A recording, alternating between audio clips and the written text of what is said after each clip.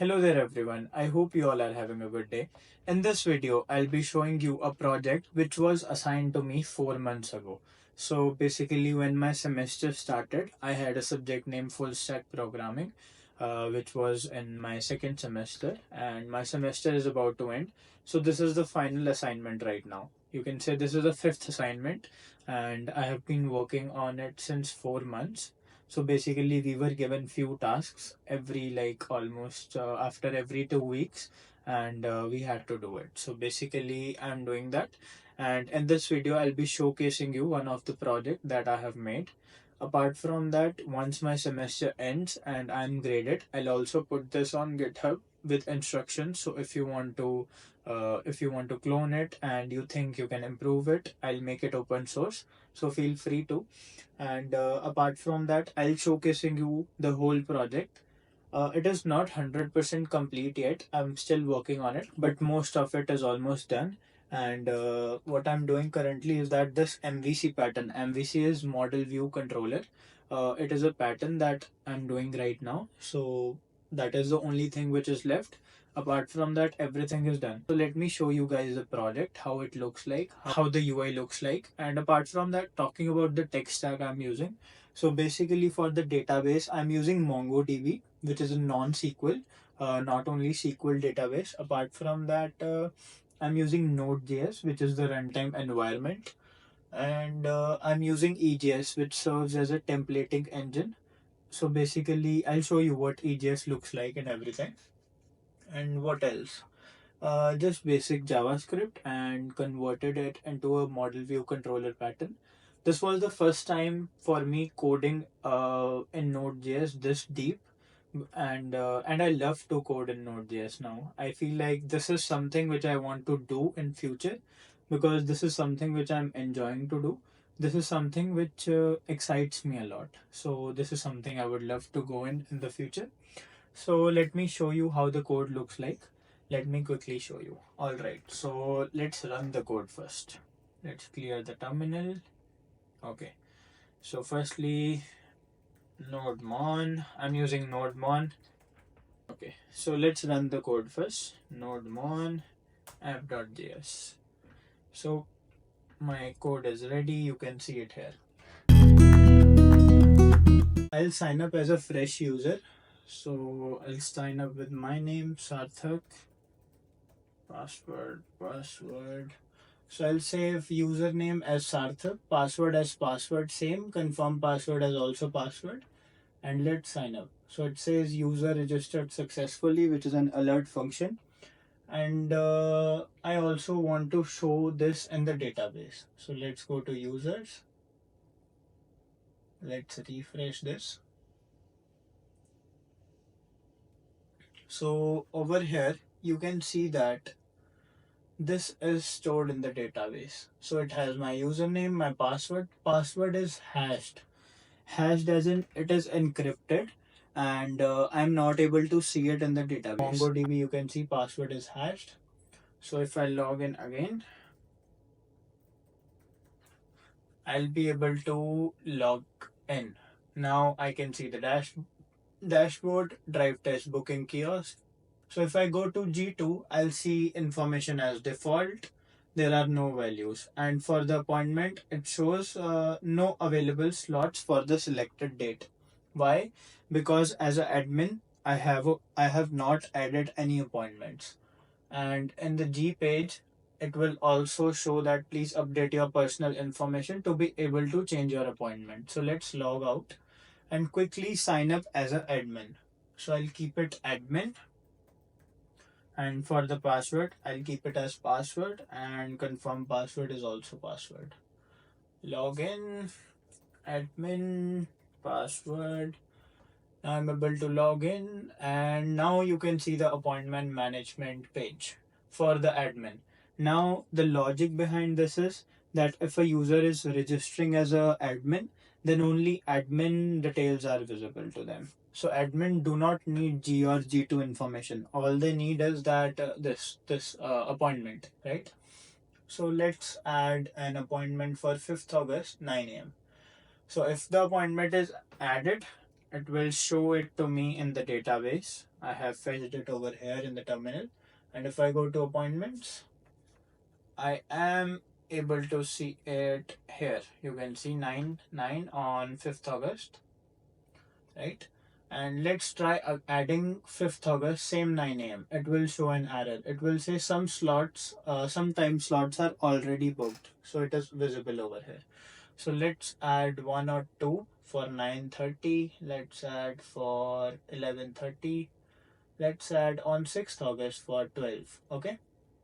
So once these are added, let's log out and let's log in back as a user. Sorry, as a driver.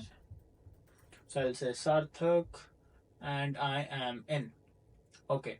So we booked for 5th, right? So let's see for 5th.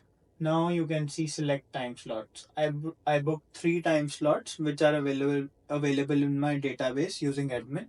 And now you can see there are 3 slots available here as well. So let's select one. I selected 9:30. Let's quickly enter our information. So first name, last name, I'll put my license number as 987 654 and 3 and 2. So we need to enter 8 numeric characters. Age I will say 22, 13th March 2002. And for the car, I'll put my car, which is Hyundai i20 Esta optional. Year is 2021 and the number plate is anything. Submit.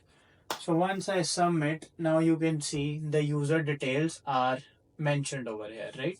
You can see the first name, the last name, the age, license number, the car models, which are make, year, model number, plate number, and the appointment details. So I booked for 5th August and the 9:30 a.m., right? Now, the logic behind this is that user can update their car information but cannot update their name or license number, because once the name is added nobody wants to update it, right? I know there can be multiple issues, by mistake someone entered a wrong name, but according to the assignment that was what we were supposed to do. Okay, so let's go back and log out. Let's log in as an examiner quickly. So examiner is the one who will be uh, checking my exam, right? So as an examiner, let's log in. So examiner.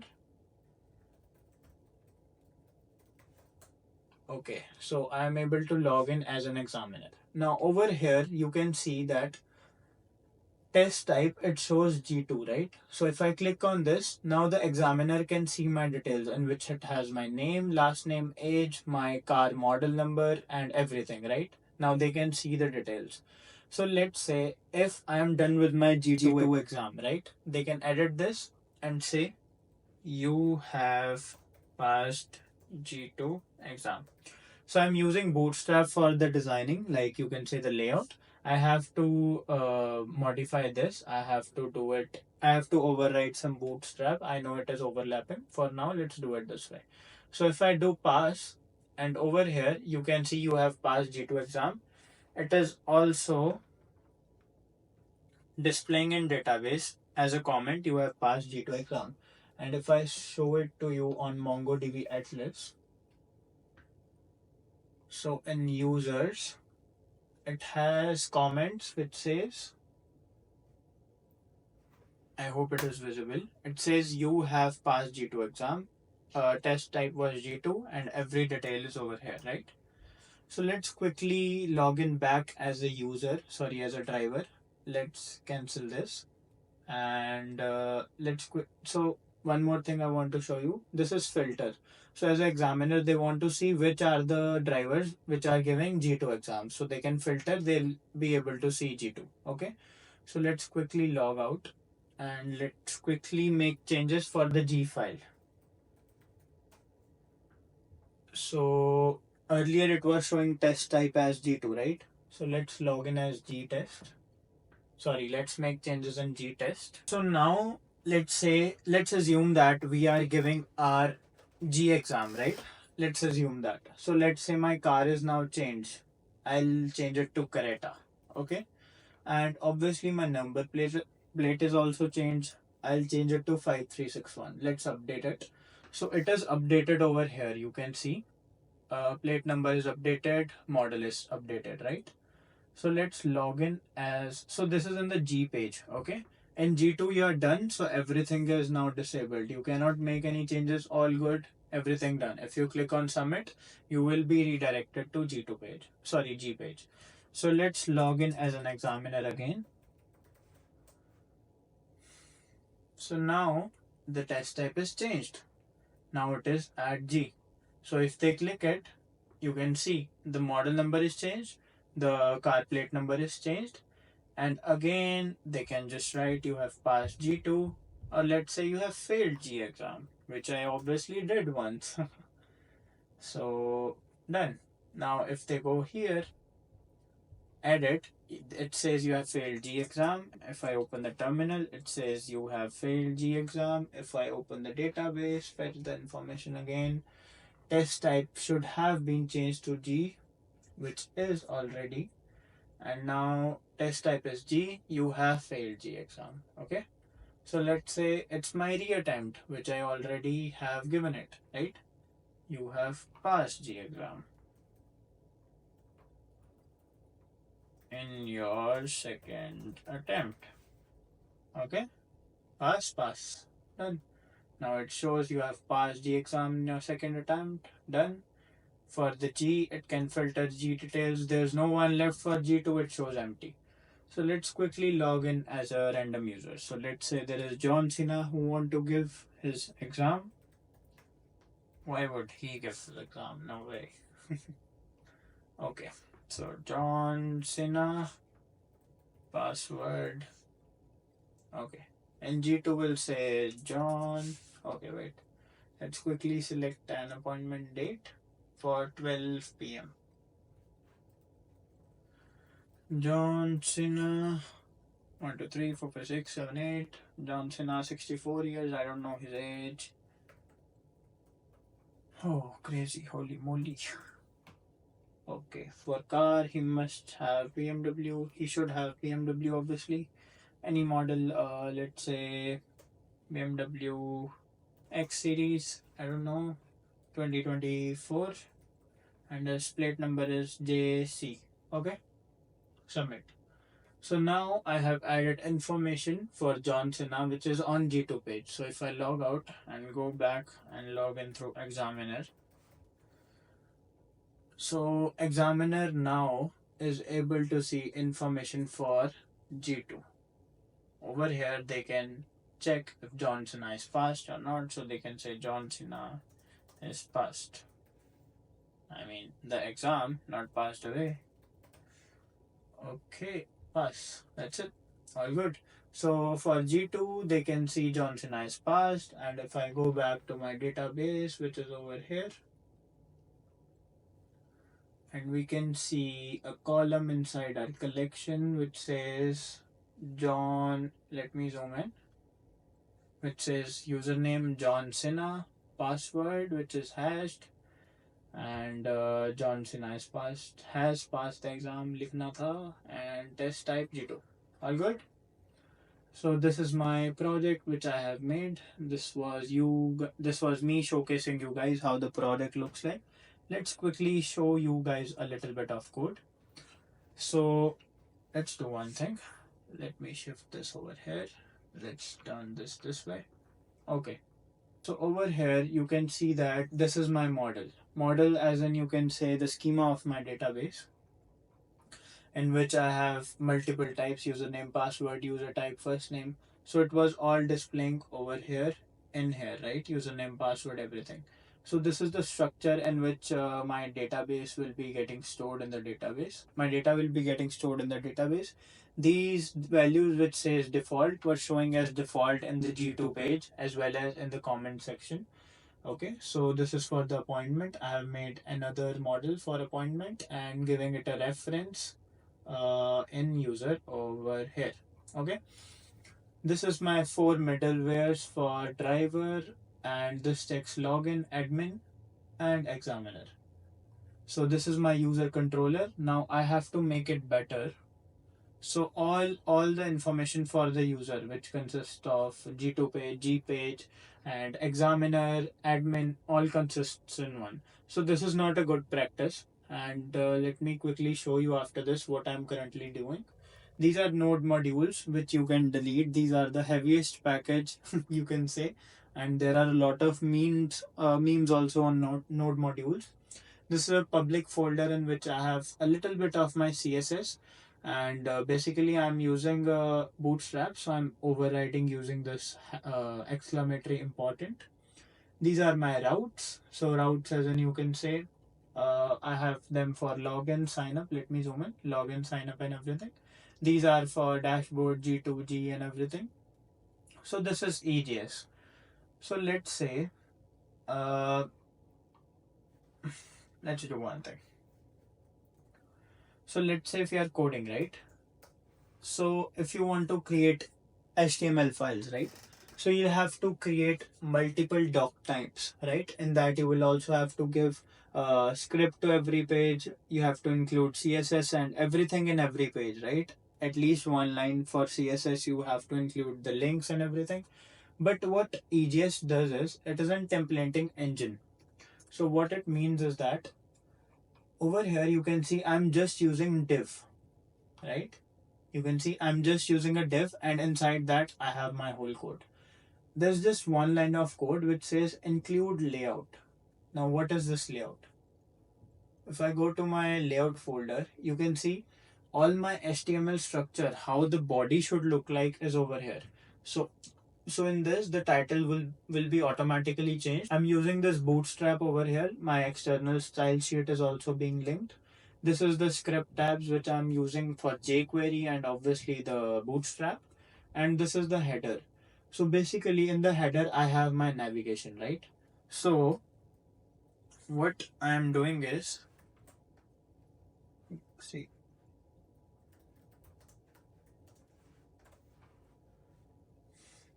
so what I'm doing is that this is the header, right? This part. So if I log in,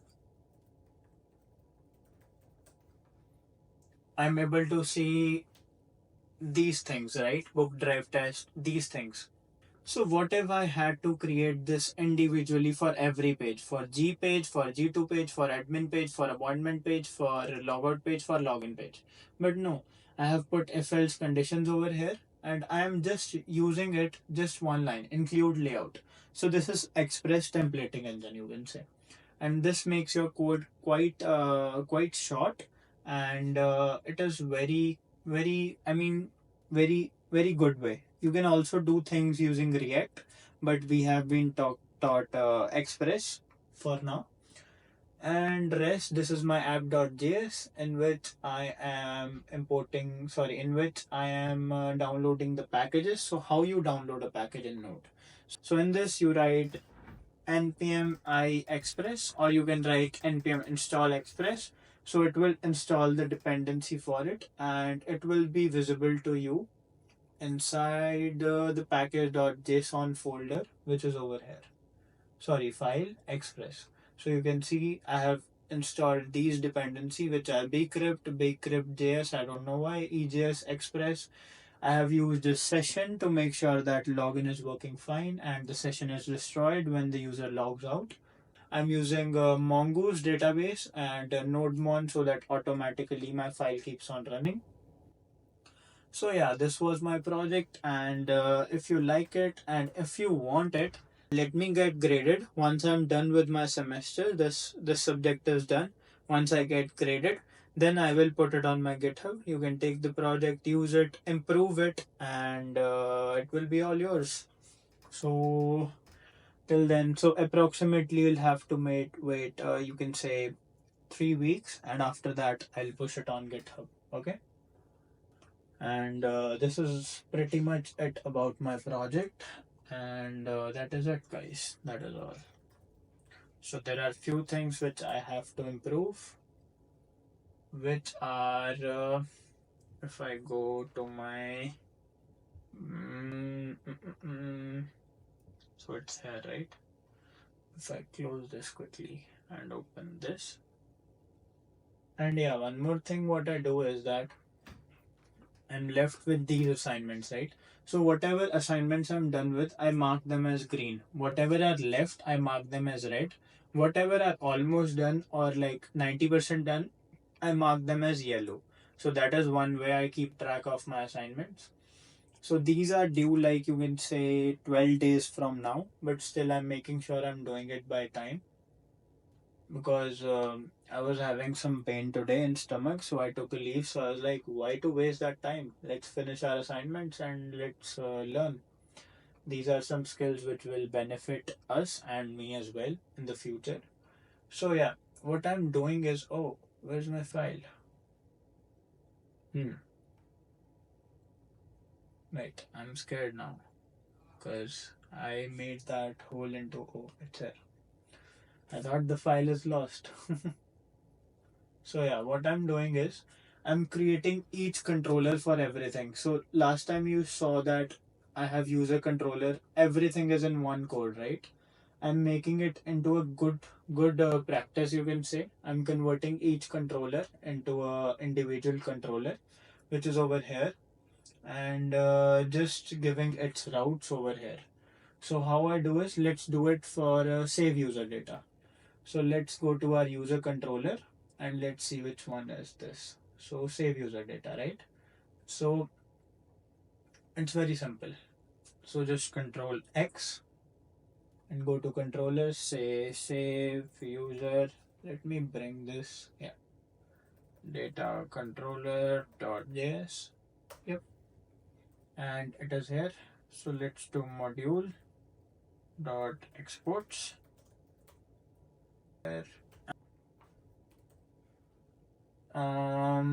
So I have to import this, which is save user data, right? Apart from that, I have to include these because I'm using these. So these are included, and now I have the save user data controller, and I'll move it up. So this is a post request, and this is not in user controller. This is a save. What is it? Save user data controller and save user data. I don't think so. That's save user data. Yeah, that's save user data. Yeah, so what I'll do is save user data controller, and in require, it is requiring this file which is save user data controller.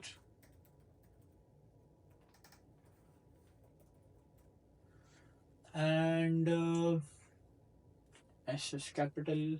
Yeah, so you can see this is done. And if I go back to my user controller, I have to make sure that this is not being exported again, otherwise it will throw an error. So let's try running our code. Okay, so it says port 3009 is already in use, which it is already. So let's change it to 3014 and let's run our code. Okay, it's running. And yep, let's log in as an examiner. Login successful, code is working fine. Let's log in as my name as a driver. Invalid username. Okay. Login successful, everything working fine, data is being saved. Let's see, Hyundai double I. Yep, saved. All good. So this is how I'm converting it to a model view controller. This is how. So basic shit. Nothing much. That is all about this video, guys. Thank you so much for watching and have a good day. जल्दी मिलते हैं अगली video में, तब तक के लिए goodbye and take care.